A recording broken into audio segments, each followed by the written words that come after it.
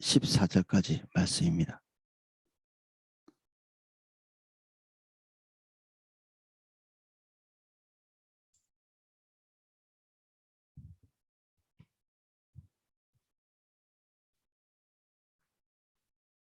자, 내용을 읽어보겠습니다.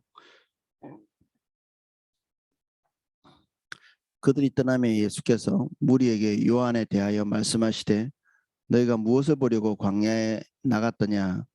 바람에 흔들리는 갈대냐? 그러면 너희가 무엇을 보려고 나갔더냐? 부드러운 옷 입은 사람이냐?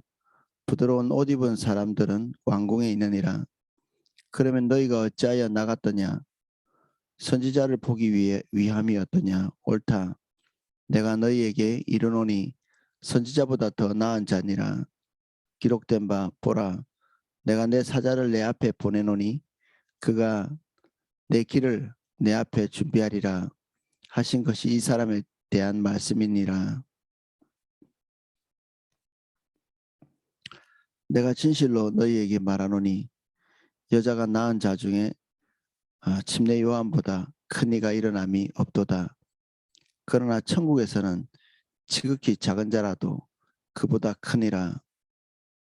침례 요한의 때부터 지금까지 천국은 침노를 당하나니 침노하는 자는 빼앗느니라. 모든 선지자와 율법이 예언한 것은 요한까지니 만일 너희가 즐겨 받을진대 오리라 한 엘리야가 곧 이 사람이니라. 아멘.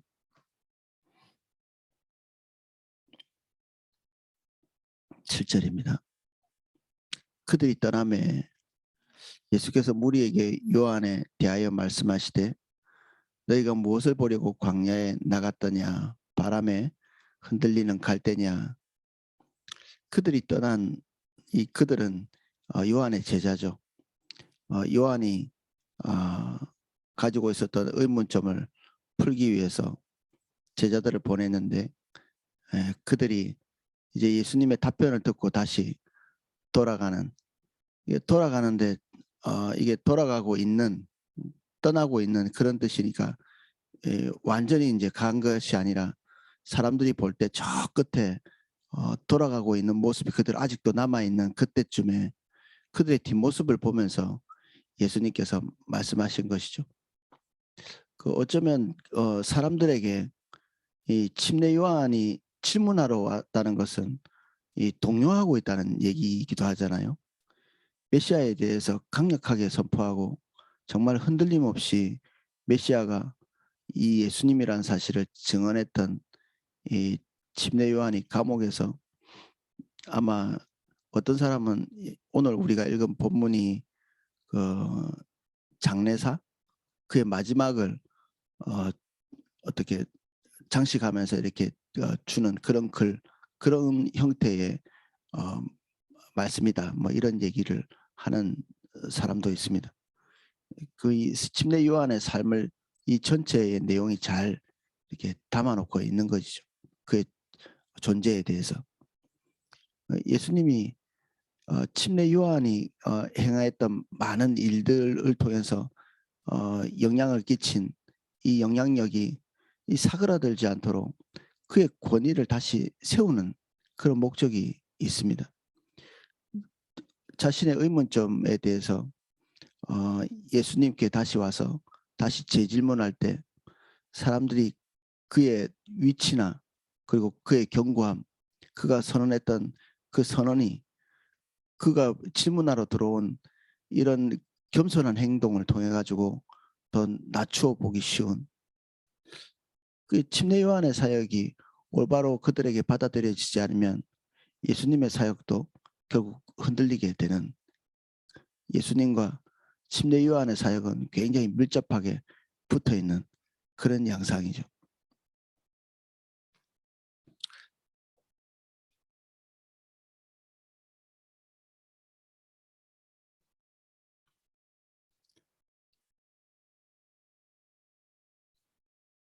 그러면 너희가 무엇을 보려고 나갔더냐? 부드러운 옷 입은 사람이냐?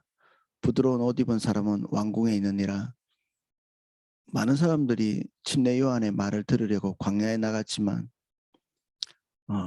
일정 부분의 어떤 사람들은 단지 호기심이나 그리고 여기에 나와 있는 어떤 고귀한 그들 눈에 보기에 고귀한 사람들, 좋은 옷 입은 사람들이나 아니면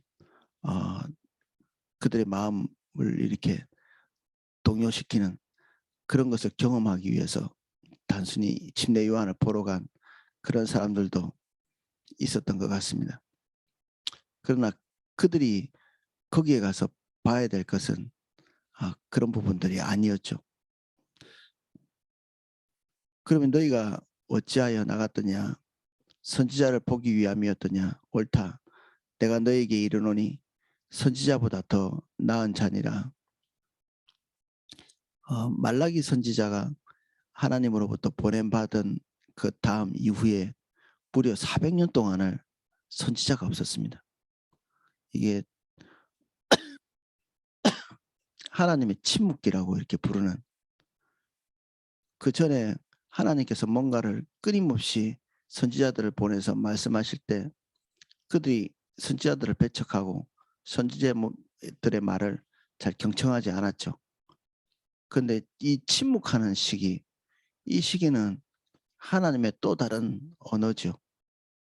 그들이 하나님의 말씀을 배척하는 이 태도와 자세, 그리고 말라기를 통해서 말씀하신 이 마지막 말씀이 이 끝난 이후에 다시 메시아가 오실 때까지 그들에게 선지자가 더 이상 보내지지 않은 최후의 어떤 선지자, 구약 예수님이 오시기 전에 마지막 선지자가 이 침례 요한이라고 볼 수 있습니다. 침례 요한 때까지가 이 구약의 시대였습니다. 그들은 멀리 오는 이 메시아를 증거하기도 하고, 침례 요한 같은 경우에는 이 마지막 선지자로서 이제 그와 동시대를 사신 예수님을 증거했던 거죠.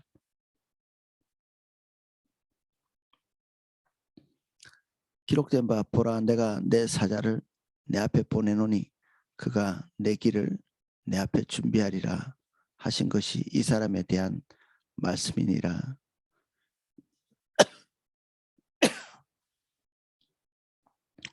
온 인류를 구원하신 예수님의 사역을 준비하기 위해서 온 사람들은 침례 요한에게 가서 무엇을 기대했을까? 예수님께서 이 선제적으로 말씀하신 것처럼 왕복을 입은 사람, 좋은 옷 입은 사람, 그리고 외적으로 카리스마를 가지고 있는 그런 사람들,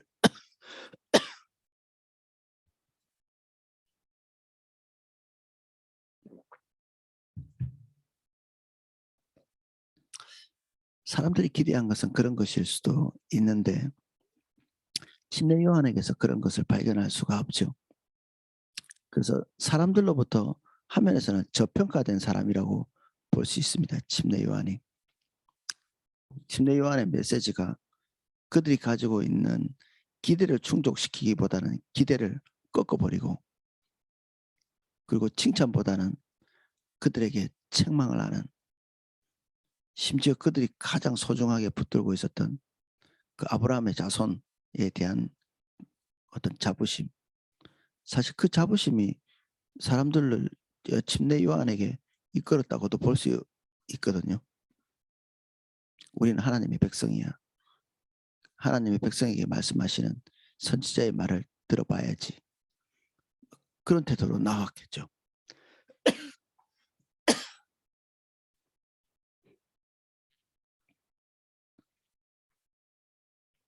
근데 침례 요한의 메시지는 그들에게 결코 우호적인 메시지는 아니었습니다. 그래서 지금 현재 침례 요한이 겪고 있는 그 고통, 그 감옥에서의 옥살이,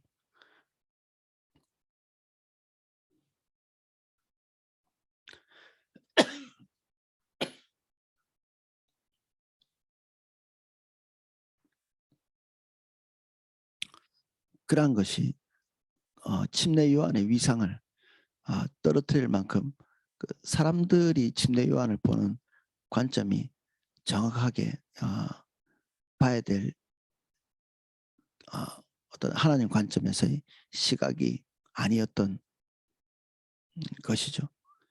예수님께서는 이 겉으로 보이는 침례 요한의 그 모습을 뛰어넘는 그의 정체에 대해서 이렇게 밝혀주십니다. 그가 실제적으로는 여자가 낳은 모든 자 중에 가장 뛰어난 자고, 그리고 이것은 뭐 그가 지위가 높다, 그리고 그가 가지고 있는 재능이 많다, 더 경건하다, 이런 얘기보다는 그가 가지고 있는 독특한 위치, 그리고 예수 그리스도와의 관계, 그가 가지고 있는 소명의 크기, 이런 것들 때문에 그가 가지고 있는 위치이죠. 엘리야는 사실 구약 성경을 대표하는 선지자라고 볼 수 있는데, 마치 그의 위상에 준하는, 뭐 그가 왔다는 것이 아니라 구약 성경은 엘리야가 올 것이라고 예언했는데, 그의 딱 그 성정을 가지고 있는 사람, 그 사람이 예수님을 소개하기 위해 이 마지막 때에 나타난 거죠.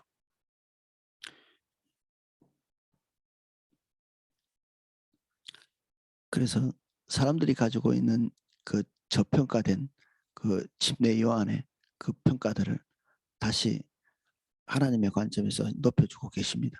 그가 했던 일들, 그가 선포했던 하나님 나라의 메시지.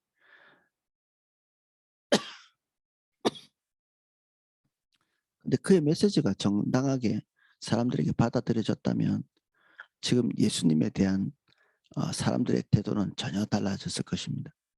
그는 예수님에 대해서 굉장히 직설적으로 메시아인 것을 선언했고, 그 세상 죄를 지고 가는 어린 양이라고 선언하고, 그들이 침례 요한을 이렇게 추종해 왔던 그 모든 종류의 추종이 다시 예수 그리스도께로 가야 된다고 말하고 있는, 그가 모든 겸손으로 예수님을 어떻게 표현했는지 우리가 하나하나 기억해 볼 수 있습니다. 신들매 풀기도 합당하지 않다. 자기 자신이 그만큼 예수님을 높여 표현했죠. 근데 사람들이 침례 요한에 선포한 만큼 예수님에 대해서 그렇게 높이 평가한 것 같지는 않습니다. 그래서 침례 요한의 사역이 충분히 사람들에게 작용을 했다, 이렇게 보기도 어려운 거죠.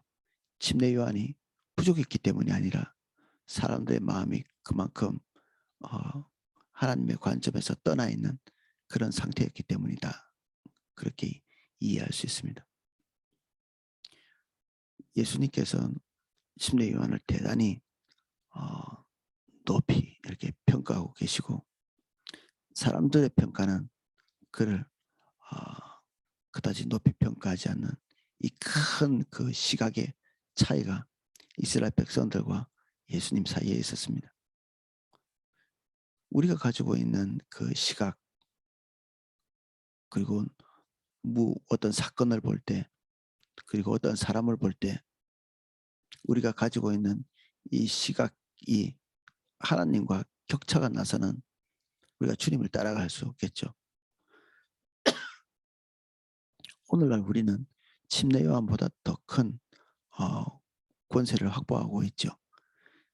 하나님의 성령께서 우리 안에서 메시아를 증거하고 계시고, 우리는 구약 시대를 살고 있는 이 멀리 있는 예수 그리스도를 바라보는 게 아니라 오늘 예수 그리스도와 함께 살고 먹고 마시고 있는 그러한 존재들이죠. 침례 요한의 그 큰 위상보다 더 큰 위치에 우리가 와 있습니다. 근데 예수님께서 말씀하신 것 같이 침례 요한이 가지고 있는 그런 관점을 제대로 파악하지 못하고 있는 이스라엘 백성들은 지금 당대에 와 계신 예수님에 대해서도 올바로 보지 못하는 장님 같은, 즐겨받을진데 그들이 즐겨받지 않는 태도를 감안하고 계시는 거죠.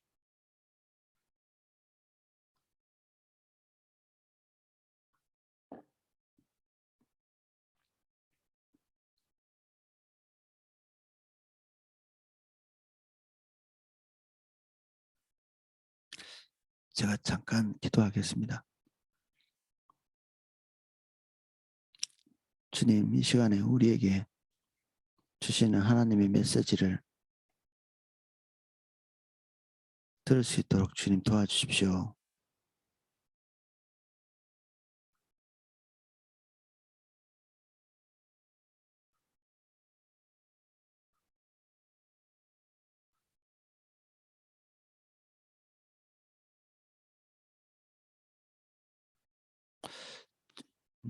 침례 요한은 고운 인생을 살았던 사람은 아닙니다. 모든 사람들이 다 그런 삶을 기대하죠. 내 인생이 곱게 가기를. 그런 의미에서 침례 요한은 우리가 주목해서 보고 싶지 않은 그런 인생을 살았다고 볼 수 있습니다. 그의 의식주, 그의 삶의 평가, 그리고 그의 종말, 그 어떤 것도 우리가 우리 삶에 고스란히 와서 그의 인생과 닮아지기를 기대할 만한 것들은 별로 없죠.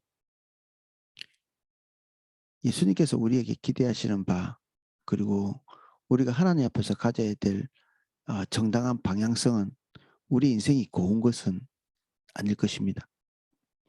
예수님이 우리를 향해서 가기를 원하시는 길은 자기 각자의 십자가를 지고 가는 거죠. 우리가 기대하고 소원하는 것과 예수님이 높이 평가하실 만한 것들이 격차가 많은 것입니다. 침례 요한이 하나님 앞에서 높이 평가받은 것은 그가 또한 그에게 맡겨진 길을 가기 위해서 자신의 삶을 잘 정돈하고 하나님께서 그에게 맡기신 소명에 집중했기 때문이기도 합니다. 오늘 우리의 삶이 곱게 가는데 우리가 더 많은 에너지를 투자하지 않고 하나님께서 우리에게 기대하시는 바, 그 소명, 우리 각자에게 주신 십자가, 그것을 잘 지고 가기 위해서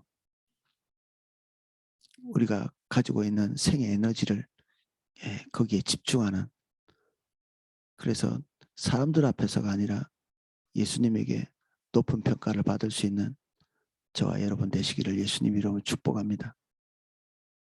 주님의 눈이 우리를 평가하시는 게 우리에게 더 소중하게 느껴져야 이 길을 갈 수 있겠죠. 대다수의 사람들, 우리와 같이 보고 같이 듣고 하는 사람들이 평가하는 그 평가가 우리의 평가와 동일한 수준이면 우린 주님께서 기대하시는 길을 가는 것보다는 사람들이 기대하는 바를 따라서 머물러 있는 것을 더 즐겨하겠죠. 쉽게 그렇게 될 수 있지만 그렇게 결정하고 나면 하나님께는 가치 없는, 예수님께는 가치 없는 그런 삶을 우리가 살 수밖에 없죠. 괜찮아 보이는 삶인데 하나님께는 그다지 높이 평가되지 못할,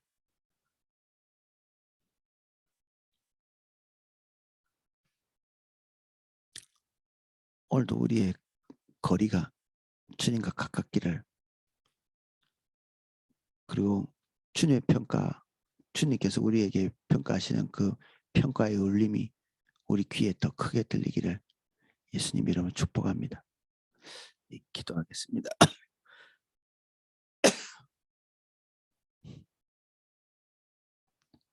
우리의 바라는 바가 우리가 나아갈 방향인데 우리가 바라는 것이 이생뿐이면 우리는 불쌍한 자입니다.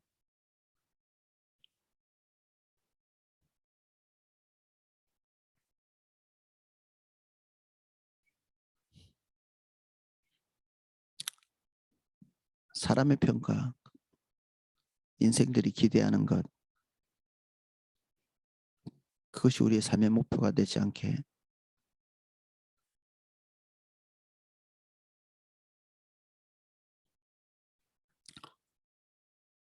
주님이 우리에게 더 뚜렷하게 주목될 수 있게 해주십시오. 오늘 우리가 당하고 있는 환난, 그리고 불합리한 여러 가지 초우들, 그 억울한 상황들,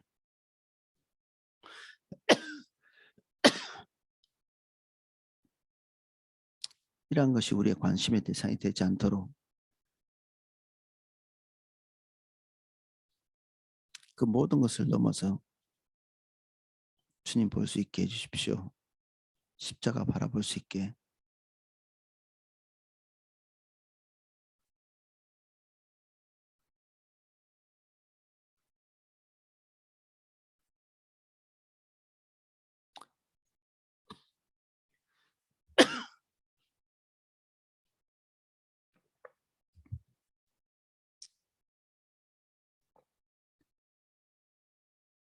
우리에게 주신 은혜가 은혜 될 수 있도록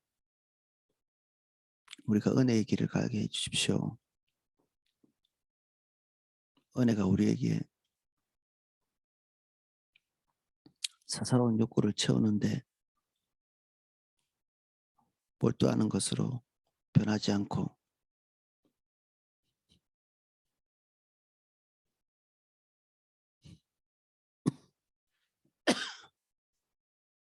은혜가 우리를 주님 안에 머물 수 있게 하는 원동력이 될 수 있도록 축복해 주십시오.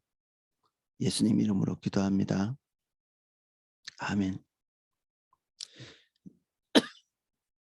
제가 기도하실 수 있도록 음악을 방송해 드리겠습니다.